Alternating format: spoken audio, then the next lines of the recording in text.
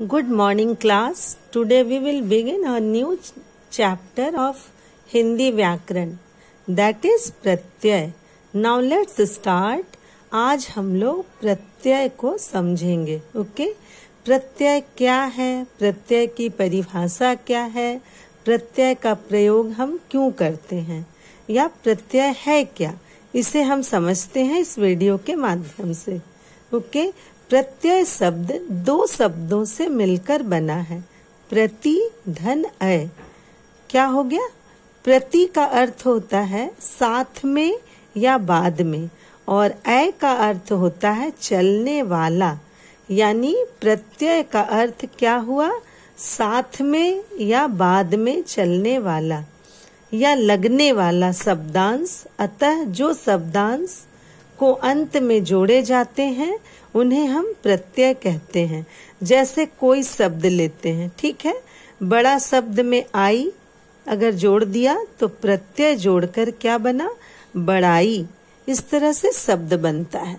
इसे यूं समझते हैं, ऐसे शब्दांश जो किसी शब्द के अंत में जुड़कर उस शब्द के अर्थ में परिवर्तन या बदलाव या उस शब्द में विशेषता उत्पन्न कर देता है, वो प्रत्यय कहलाता है. अब इसकी परिभाषा लिखने को अगर आप लोगों से बोला जाए तो बस सिंपल सा और सरल सा आपको लिखना है. वे शब्दांश जो मूल शब्द के अंत में लगकर शब्द का अर्थ बदल देते हैं वो प्रत्यय कहलाता है. या इस तरह से भी संक्षेप में आप लोग लिख सकते हो कि शब्दों के अंत में लगाए गए शब्दांश प्रत्यय कहलाते हैं. इन्हें उदाहरण से और भी अच्छी तरह से समझते हैं. ठीक है, इनके कुछ उदाहरण मैं आप लोगों को समझाने की कोशिश करती हूँ. इसे देखिएगा गौर से और समझने की कोशिश भी कीजिएगा. ओके प्रत्यय को समझने के लिए हम कुछ उदाहरण देखते हैं. जैसे यहाँ देखिए दिया हुआ आपके इसमें चित्र में देखिए दिया हुआ है. जैसे आई शब्द लगाकर हम अंत में आई लगाकर या आना या आकू या इन, इला और आई इस तरह के शब्दांश को जोड़कर हम एक नए शब्द बना लेते हैं. जैसे देखिए चित्र में पढ़ धन आई. ये आई लगाने से पहले इसका मूल शब्द क्या था? पढ़. पढ़ मीन्स पढ़ने को कहा जा रहा है, ठीक है, लेकिन जब इसमें आई जोड़ा गया तो क्या बन गया? पढ़ाई. दूसरा देखिए यहाँ क्या दिया है? पढ़ और इसमें आना जोड़ दिया गया तो क्या बन गया? पढ़ाना. अब यहाँ पढ़ लिखा है, मूल शब्द सेम है, ठीक है, लेकिन उसमें जब प्रत्यय जोड़ रहे हैं तो एक नया शब्द का निर्माण हो रहा है ना, एक नया शब्द बन रहा है. उस मूल शब्द में विशेषता उत्पन्न कर रहा है, ठीक है, बदलाव ला रहा है, परिवर्तन ला रहा है. समझ में आ रही है बातें मेरी? पढ़ मूल शब्द है, अब उसमें आकू जोड़ा तो क्या बना? पढ़ाकू. अच्छा इसको एक बार और से समझ लो कि ये अ और आ की मात्रा लगा जब हो जाता है तो पढ़ में अ आया और यहाँ आ है तो दोनों मिलकर ये जो आ की मात्रा लगी है ना पढ़ा में, ये आ हो गया. ठीक है, तो क्या बन गया? पढ़ाकू. यानी पढ़ से कितने शब्द बन गए? केवल प्रत्यय को जोड़ने के बाद. अब एक और चित्र में देखिए रंग धन इन, रंगीन. रंग धन इला, रंगीला. कैसे शब्द में बदलाव आ जा रहा है? देखो मूल शब्द सेम है लेकिन प्रत्यय लगाकर तुरंत उसके अर्थ में विशेषता, बदलाव, परिवर्तन देखने को मिल रहा है ना. रंग धन आई क्या बन गया? रंगाई. ठीक है, इस तरह से हम लोग समझ लिए हैं कि प्रत्यय है क्या, इसकी परिभाषा क्या है, उदाहरण के द्वारा भी समझ लिए. अब ये जानेंगे प्रत्यय के भेद कितने होते हैं, प्रत्यय को किस तरह से बांटा गया है. ठीक है, प्रत्यय के दो भेद होते हैं. समझ में आ रहा है? कितने भेद होते हैं? दो. पहला कृत प्रत्यय और दूसरा तद्धित प्रत्यय. कृत प्रत्यय को भी हम लोग थोड़ा संक्षेप में समझेंगे. अब हम लोग कृत प्रत्यय को जानते हैं.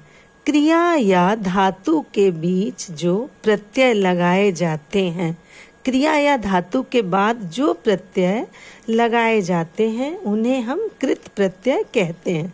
या यूं समझें कि संज्ञा सर्वनाम विशेषण शब्दों का निर्माण करते हैं वो कृत प्रत्यय कहलाते हैं। इनके प्रयोग से जो नए शब्द बनते हैं वो कृदंत प्रत्यय कहलाते हैं। समझ में आ गया कृत प्रत्यय क्या है?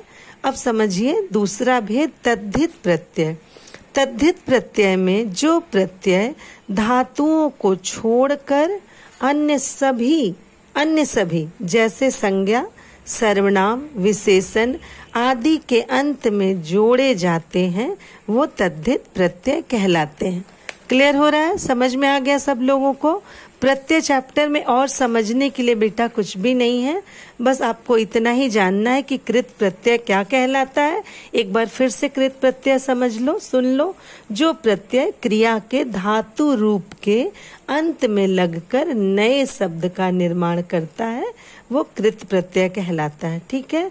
और तद्धित प्रत्यय में जो शब्दांश, जो संज्ञा, विशेषण व सर्वनाम के अंत में जुड़कर नए शब्द बनाते हैं उन्हें तद्धित प्रत्यय कहते हैं। तद्धित प्रत्ययों के योग से बने शब्दों को तद्धितांत शब्द भी कहा जाता है। ये आप लोग आगे जाकर पढ़ेंगे। ठीक है? लेकिन आपको आना चाहिए। ठीक है?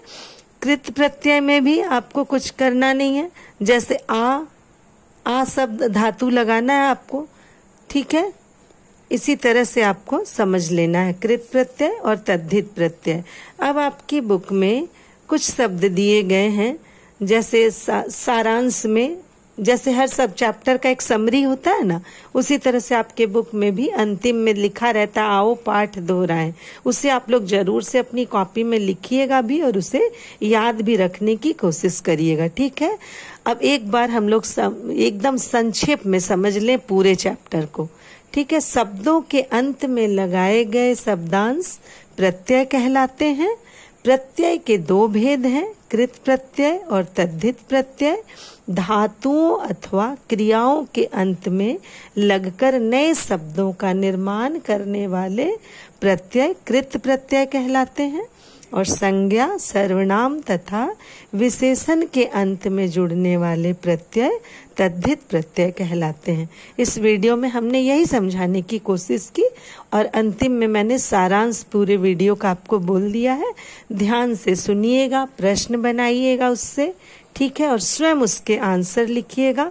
एक्सरसाइज भी बुक में करने की कोशिश कीजिएगा और MCQ भी आपके बुक में दिया, उसे भी कीजिएगा आप लोग।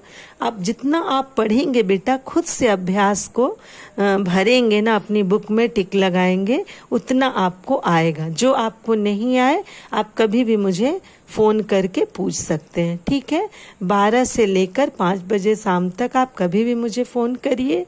कहीं कोई प्रॉब्लम हो तो आप मुझसे पूछ सकते हैं और समझ सकते हैं। Okay? Goodbye children. Thank you.